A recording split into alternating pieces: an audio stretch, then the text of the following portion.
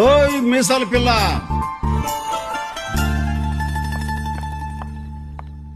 What ఏమన్నావు?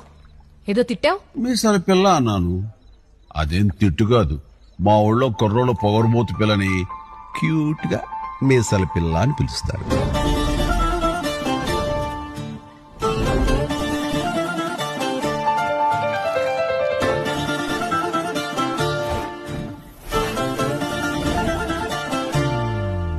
ఏ మిసాల పిల్ల, నీ ముక్కు మీద కోపం కొంచెం తగ్గాలే పిల్ల.